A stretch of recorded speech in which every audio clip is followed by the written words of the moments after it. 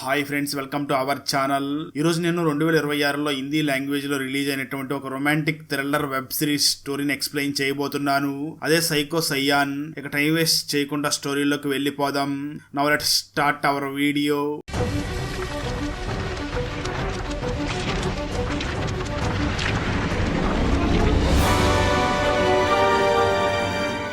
Video start చేసే ముందు మన ఛానల్లో లాస్ట్ వీడియోకి వచ్చిన బెస్ట్ కామెంట్ ఏమిటో చూద్దాం. అండ్ ఈ కామెంట్ నేను పర్సనల్ గా సెలెక్ట్ చేసింది అయితే కాదు, సాఫ్ట్వేర్ ఆటోమేటిక్ గా ఈ వీడియోని లైక్ చేసి కామెంట్ చేసిన బెస్ట్ కామెంట్ ని ర్యాండమ్ గా సెలెక్ట్ చేస్తుంది. So keep commenting.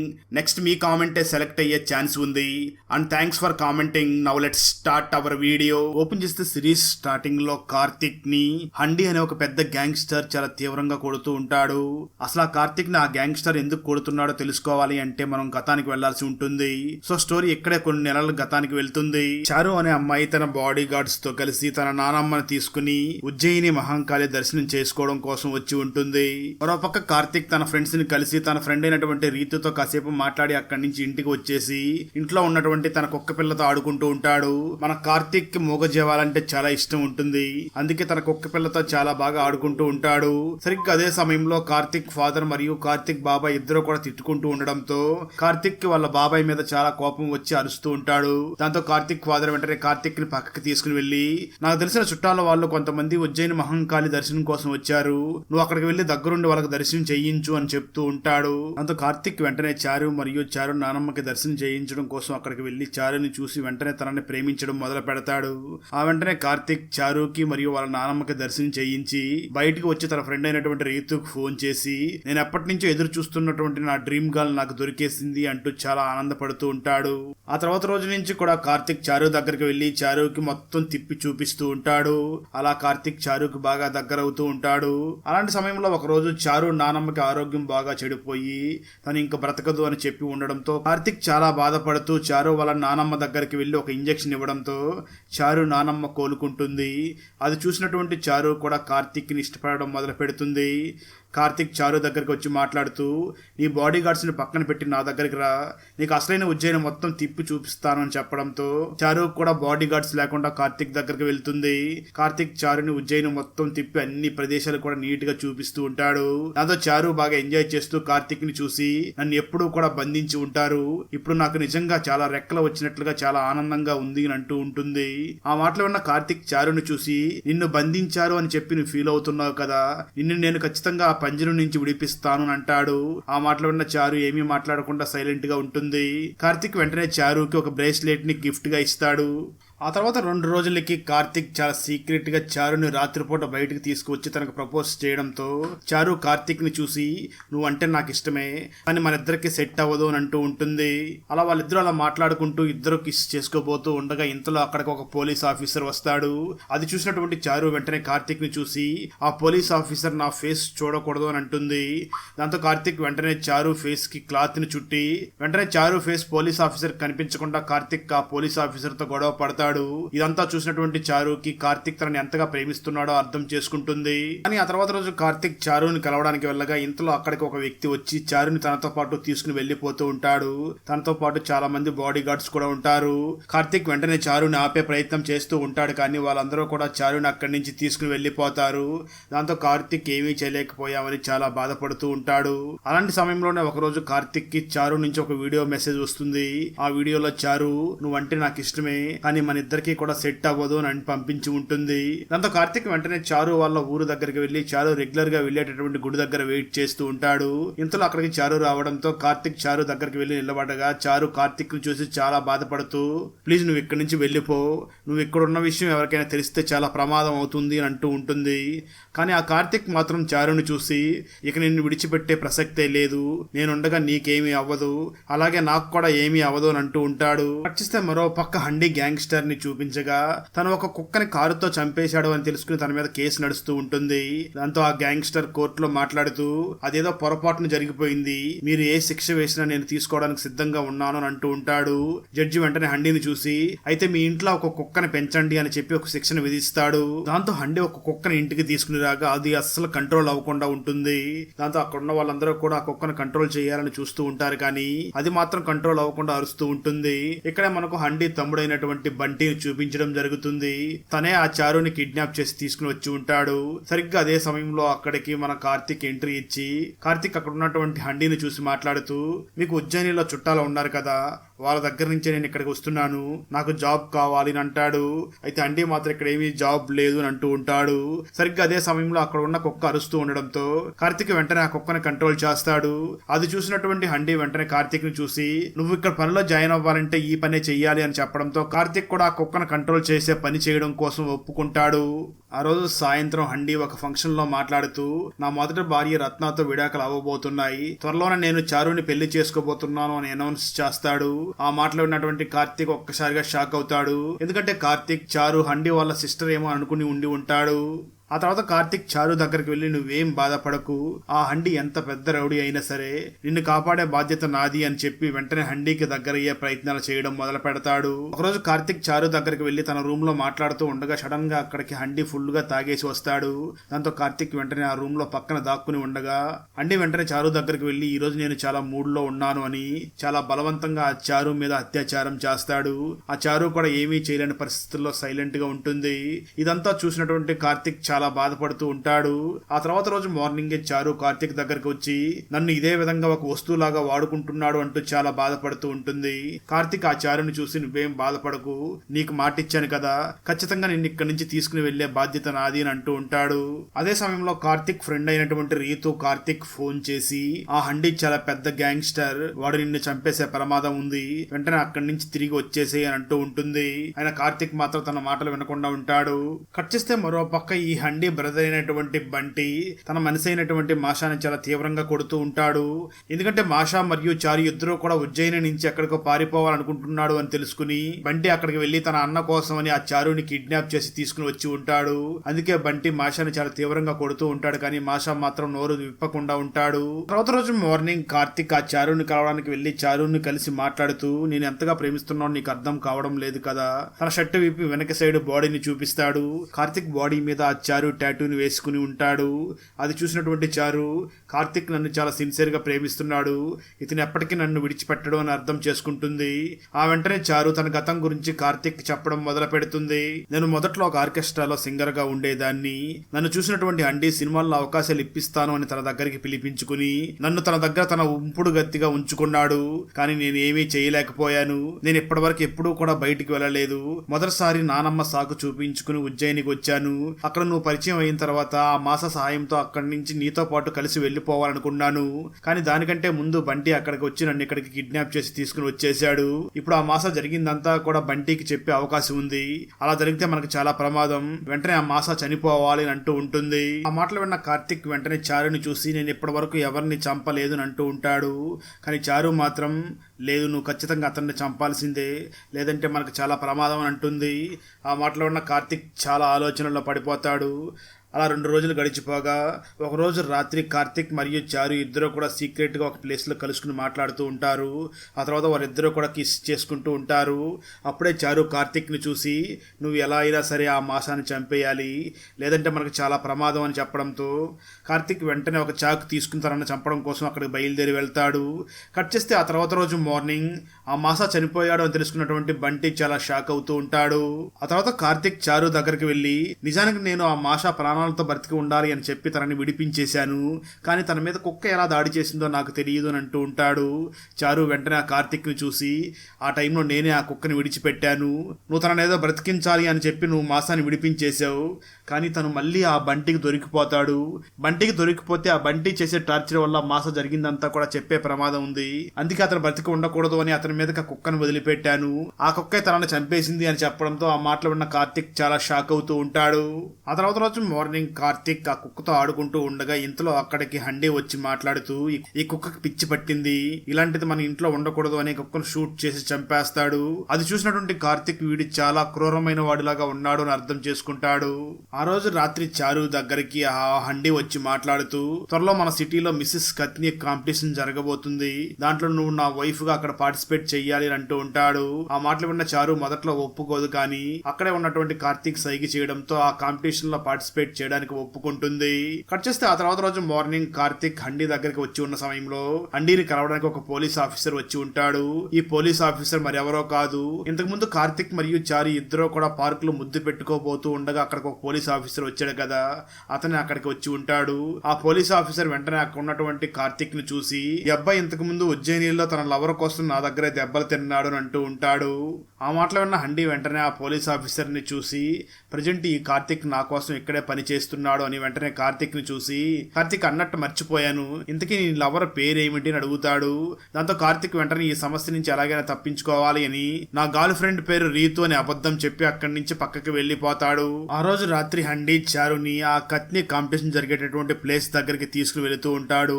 అసలు కార్తిక్ ప్లాన్ ఏమిటి అంటే ఆ కాంపిటీషన్ దగ్గర నుంచే చారుని తీసుకుని వెళ్లిపోవాలి అని ప్లాన్ చేసి ఉండి ఉంటాడు. అలా హండీ చారుని ఆ కాంపిటీషన్ దగ్గరికి తీసుకుని రాగా ఇంతలో అక్కడికి రత్న వచ్చి చారుతో గొడవ పడుతూ ఉంటుంది. అది గమనించినటువంటి హండీ అక్కడికి వచ్చి తన మొదటి భార్య అయినటువంటి రత్నతో గొడవ పడుతూ ఉండగా ఇదే సరైన సమయం అని భావించినటువంటి కార్తిక్ చారుని తీసుకుని అక్కడి నుంచి వెళ్లిపోతూ ఉంటాడు. అలా కార్తిక్ చారుని తీసుకుని వెళుతూ ఉండగా రోడ్డు మధ్యలో తనకి బంటి కనిపిస్తాడు.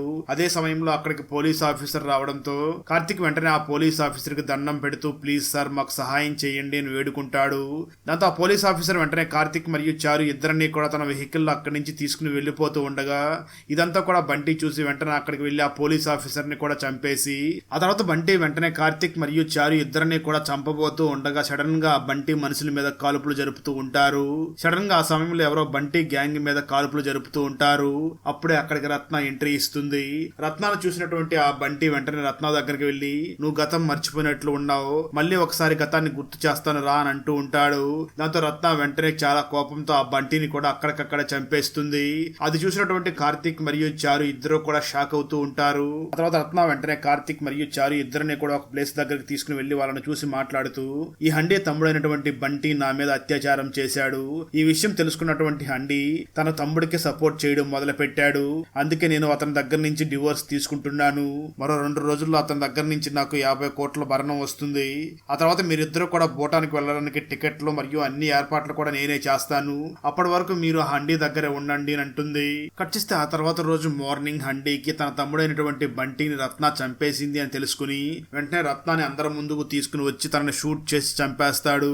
అది చూసినటువంటి కార్తీక్ ఇప్పుడు మాకు దిక్కెవరు అని చాలా బాధపడుతూ ఉండగా చారు వెంటనే కార్తీక్ ని చూసి నువ్వు ఒక పని చెయ్యి, నువ్వే ఆ హండీని చంపాలి, లేదంటే మనం ఇద్దరం కూడా ఒకటి అవ్వలేము అని అంటూ ఉంటుంది. ఆ తర్వాత రోజు మార్నింగ్ హండీ ఇంట్లో తన బ్రదర్ అయినటువంటి బంటి అంతిమ సంస్కారాలు జరుగుతూ ఉండగా అక్కడ చిన్న బ్లాస్ట్ జరుగుతుంది. దాంతో చారు చాలా బాధపడుతూ వెంటనే హండీని చూసి మీకు ప్రమాదం పొంచి ఉంది, మీకు ఏదైనా అయితే నా పరిస్థితి ఏమిటి అంటూ ఏడుస్తుంది. అది చూసినటువంటి హండీ ఈ చారు నన్ను చాలా ప్రేమిస్తుంది అని అనుకుంటూ ఉంటాడు. కానీ నిజానికి చారుని అక్కడ కావాలని ఆ విధంగా బ్లాస్ట్ చేయించి ఉంటుంది. ఆ చారు హండీని చూసి మనం ఇక్కడ ఉంటే చాలా ప్రమాదం, మనం కొన్ని రోజులు మీ ఫామ్ హౌస్ కి వెళ్లిపోయి అక్కడే ఉందామని చెప్పడంతో దానికి హండీ కూడా ఒప్పుకుంటాడు. దాంతో చారు వెంటనే కార్తీక్ దగ్గరికి వెళ్లి ఇదే నీకు సరైన అవకాశం, అక్కడే నువ్వు హండీని చంపాలి, లేదంటే మన ఇద్దరు ఇంకెప్పుడు కూడా జీవితంలో కలుసుకోలేము అని చెప్పడంతో మొదట్లో ఆ కార్తీక్ ఒప్పుకోడు, కానీ ఆ తర్వాత కార్తీక్ కూడా హండీని చంపడానికి ఒప్పుకుంటాడు. ఆ తర్వాత హండీ చారు ఇద్దరు కూడా ఫామ్ హౌస్ దగ్గరికి బయలుదేరి వెళ్ళగా కార్తీక్ కూడా ఆ హండీకి సేవ చేయాలి అని చెప్పి అక్కడ తను కూడా వెళ్తాడు. ఆ సమయంలో ఫామ్ హౌస్ లో ఒక ఎద్దు కంట్రోల్ లో లేకుండా ఉండడంతో కార్తీక్ అక్కడికి వెళ్లి ఆ ఎద్దుని కంట్రోల్ లో పెడతాడు. మరో పక్క హండీ ఆ చారును చూసి ఈ రోజే నిన్ను నేను పెళ్లి చేసుకోబోతున్నాను అని చెప్తూ ఉంటాడు. ఆ మాటలు విన్న కార్తీక్ చాలా బాధపడుతూ ఉంటాడు, కానీ తను ఏమీ చేయలేని పరిస్థితిలో ఉంటాడు. ఆ రోజు సాయంత్రమే హండీ తను చెప్పినట్లుగానే చారుని పెళ్లి చేసుకుని వెంటనే చారుని చూసి నీకు నా ఆస్తిలో సగం రాసిచ్చాను, నాకేదైనా జరిగితే మాత్రం నువ్వు జీవితాంతం కూడా చాలా ధనవంతురాలుగా బతకవచ్చు అని చెప్పి ఆ రోజు తనకి పెళ్లైన సందర్భంగా హండీ ఫుల్ గా తాగి ఇంట్లోకి వెళ్లి తన రూమ్ లో పడుకుని ఉంటాడు. సరిగ్గా అదే సమయంలో కార్తీక్ గన్ను తీసుకుని వచ్చి హండీని చంపాలి అనుకుంటూ ఉంటాడు, కానీ తనను చంపలేకపోతూ ఉంటాడు. సరిగ్గా అదే సమయంలో హండీ స్పృహలోకి వచ్చి అక్కడ ఉన్నటువంటి కార్తీక్ ని చూసి నువ్వు ఇక్కడ ఏం చేస్తున్నావు అని అంటూ ఉండగా కార్తీక్ వెంటనే హండీని చూసి చారు నన్ను ప్రేమిస్తుంది, నన్ను చారుని ఇక్కడి నుంచి వెళ్ళనివ్వు అని చెప్పడంతో దానికి హండీ అలాగే మీరిద్దరు వెళ్లిపోండి అని చెప్పి పైకి లేచి ఆ కార్తీక్ ని చాలా తీవ్రంగా కొట్టి ఒక ప్లేస్ దగ్గరికి తీసుకుని వెళ్లి చాలా తీవ్రంగా కొడుతూ ఉంటాడు. ఈ సీన్ నే మనకు ఈ సిరీస్ స్టార్టింగ్ లో చూపించడం జరిగింది. అలా హండీ కార్తీక్ ని చాలా తీవ్రంగా కొట్టడంతో తను అక్కడికక్కడ స్పృహ కోల్పోయి పడిపోయి ఉండగా హండీ ఆ కార్తీక్ ని చంపబోతూ ఉంటాడు. సరిగ్గా అదే సమయంలో అక్కడికి కార్తీక్ ఇంతకు ముందు ఫామ్ హౌస్ దగ్గరికి వచ్చినప్పుడు ఒక ఎద్దుని కంట్రోల్ చేశాడు కదా, ఆ ఎద్దు అక్కడికి వచ్చి కార్తీక్ ని కొడుతున్న వాళ్ళందరి మీద మీద కూడా చాలా తీవ్రంగా దాడి చేస్తుంది. ఆ తర్వాత కొంతసేపటికి కార్తిక్ స్పృహలోకి వచ్చి అక్కడే ఉన్నటువంటి హండీని చంపేస్తాడు. ఇక ట్విస్ట్ ఏమిటి అంటే కార్తిక్ అతి కష్టం మీద హండీని చంపగా సరిగ్గా అదే సమయంలో ఈ కార్తిక్ ఎవరి కోసం అయితే హండీని చంపాడో ఆ చారు అక్కడికి వచ్చి కార్తిక్ తల మీద బలంగా కొట్టడంతో కార్తిక్ స్పృహ కోల్పోయి కింద పడిపోతాడు. వచ్చేస్తే ఆ తర్వాత రోజు మార్నింగ్ టీవీలో ఒక యువకుడు తన ప్రేమించినటువంటి అమ్మాయి కోసం తను పనిచేస్తున్నటువంటి తన యజమానినే చంపేసి తన మనుషుల్ని కూడా చంపేశాడు అని న్యూస్ లో వస్తూ ఉంటుంది. చారు కూడా కార్తిక్ కి హండీ మరియు వాళ్ళ మనుషులందరినీ కూడా చంపేశాడు అని చెప్తూ ఉంటుంది. దాంతో కార్తిక్ ని అరెస్ట్ చేసి జైలుకి తీసుకుని వెళ్తారు. అయితే ఇక్కడ తెలిసే మరొక విషయం ఏమిటి అంటే హండీ చనిపోలేదు, తను ప్రెజెంట్ కోమాలో ఉన్నాడు అని తెలియడంతో ఎక్కడ తన కోమాల నుంచి తిరిగి బయటకు వస్తాడో అని ఆ చారు చాలా భయపడుతూ ఉంటుంది. ఆ తర్వాత ఒక రోజు చారు జైల్లో ఉన్నటువంటి కార్తిక్ ని కలవడానికి వెళ్ళగా కార్తిక్ ఆ చారుని చూసి ఎందుకు ఈ విధంగా చేశావు అని అడుగుతూ ఉంటాడు. దానికి ఆ చారు నవ్వుతూ జరిగిందంతా కూడా కార్తిక్ చెప్పడం మొదలు పెడుతుంది. నిజానికి నాకు స్వేచ్ఛ కావాలి, ఆ స్వేచ్ఛని హండీ ఇచ్చేవాడు కాదు, అందుకే నేను మాషా సహాయంతో ఇక్కడి నుంచి వెళ్లిపోవడం కోసం మాషాని కూడా రెచ్చగొట్టాను, కానీ అతని ద్వారా పని అవ్వలేదు. ఆ తర్వాత నేను నిన్ను వాడుకొని ఇక్కడి నుంచి వెళ్లిపోవాలని ప్లాన్ చేశాను. కానీ ఎప్పుడైతే రత్న హండీ దగ్గర నుంచి డివోర్స్ తీసుకుంటే తనకి 50 కోట్లు వస్తుందని చెప్పిందో అప్పుడు నేను వెంటనే హండీ దగ్గరికి వెళ్లి నీ తమ్ముడు బంటిని చంపింది నీ వైఫ్ అయినటువంటి రత్న అని చెప్పి రత్న ఉన్నటువంటి ప్లేస్ ని కూడా చెప్పాను. దాంతో హండీ చాలా కోపంగా వెళ్లి ఆ రత్నాన్ని చంపేశాడు. అంటే ఇప్పుడు నేను 50 కోట్లు సేవ్ చేశాను, ఇప్పుడు నా హస్బెండ్ అయినటువంటి హండీ కూడా చనిపోయాడు, నేను లోకం దృష్టిలో హండీ వైఫ్ ని, అంటే ఇప్పుడు హండీ ఆస్తి మొత్తం కూడా నా సొంతమే, ఇప్పుడు నేను ఎవరికి కూడా ఓటలు కూడా ఇవ్వవలసిన అవసరం లేదు అని చాలా వెటకారంగా నవ్వుతూ అక్కడి నుంచి వెళ్లిపోతుంది. కార్తిక్ కూడా జైల్లో ఉన్నాడు కాబట్టి తనని ఏమీ చేయలేని పరిస్థితుల్లో ఉండిపోతాడు.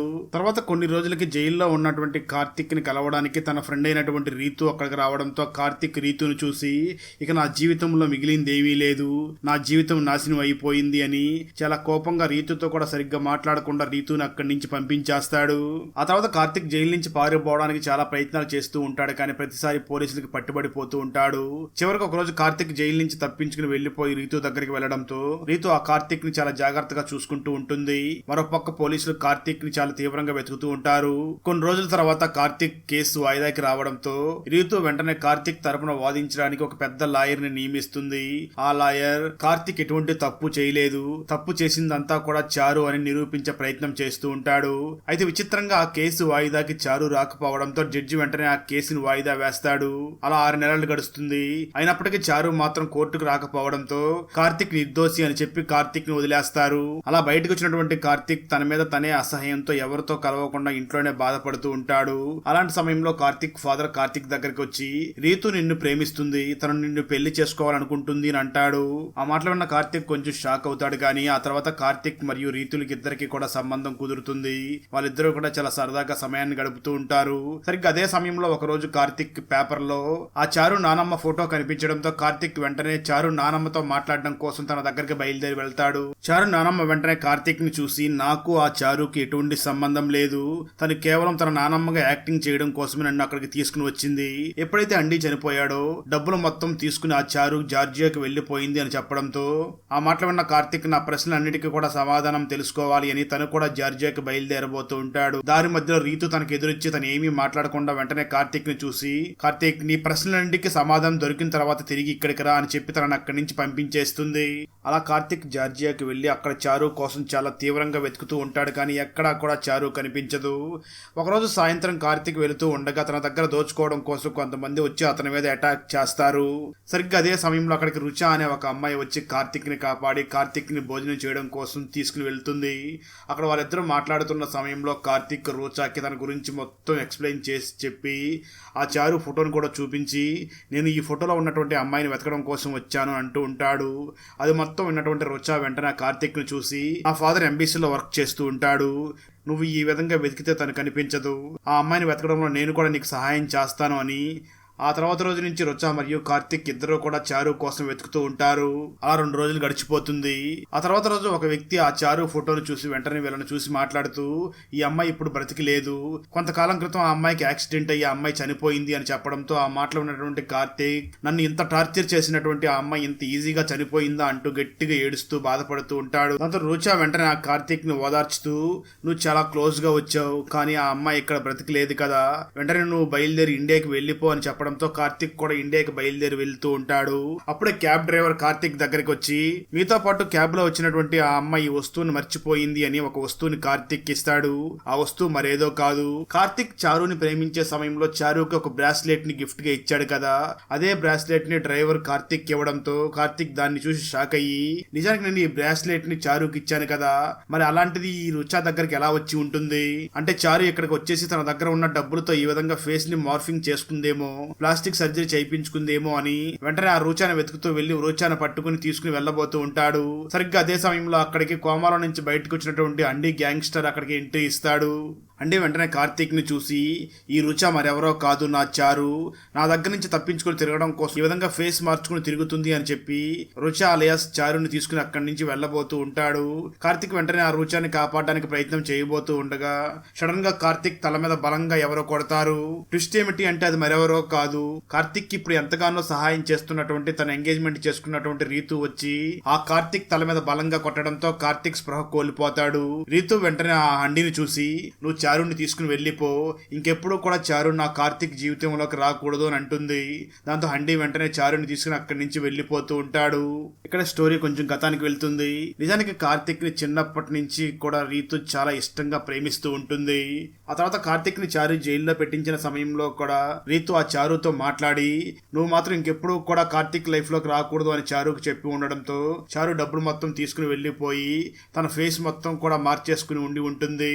ఎందుకంటే ఆ హండి కోమాల నుంచి బయటకు వచ్చినా తనకి ఎటువంటి ప్రమాదం జరగకుండా ఉండడం కోసం ఆ విధంగా చేయించుకుని ఉంటుంది. కానీ ఆ బ్రాస్లెట్ దొరకడం వల్ల ప్లాన్ మొత్తం కూడా చెడిపోయి ఉంటుంది. అలా గతాన్ని గుర్తు చేసుకున్నటువంటి రీతు కార్తీక్ ని మాత్రం నేను దూరం చేసుకోను అంటూ ఉంటుంది. అక్కడతో ఈ సిరీస్ లోని ఫస్ట్ సీజన్ కంప్లీట్ అవుతుంది. హీరో అక్క ఎందుకు పుట్టింటికి తిరిగి వచ్చేసింది, కలెక్టర్ అయిన హీరో మామ ఎందుకు తన జాబ్ కి రిజైన్ చేశాడు, ఆ కలెక్టర్ ని కిడ్నాప్ చేసింది ఎవరు, ఎందుకు తనని కిడ్నాప్ చేశారు, 25 సంవత్సరాలుగా పనిలో ఉన్న వ్యక్తి ఆ రోజే ఎందుకు సెలవు పెట్టాడు, జాబ్ లేనటువంటి హీరో డాక్టర్ ని ప్రేమిస్తే చివరికి వాళ్ళ లవ్ స్టోరీ ఏమయ్యింది అన్నదే 2024లో తమిళ్ లాంగ్వేజ్ లో రిలీజ్ అయినటువంటి బ్రదర్ మూవీ స్టోరీ. ఈ తమిళ్ ఫుల్ మూవీ స్టోరీని తెలుగులో వినాలి అనుకుంటే ఈ వీడియో డిస్క్రిప్షన్ లో ఉన్న లింక్ ని క్లిక్ చేసి చూడండి. Thanks for watching friends. Video నచ్చినట్లయితే లైక్ చేసి ఒక చిన్న కామెంట్ చేస్తే మాకు నెక్స్ట్ వీడియో చేయడానికి ఎంకరేజింగ్ గా ఉంటుంది. అలాగే ఛానల్ ని సబ్స్క్రైబ్ చేసి పక్కనే ఉన్న బెల్ ఐకాన్ ని క్లిక్ చేసి సపోర్ట్ చేయండి. Thanks for watching. జై హింద్.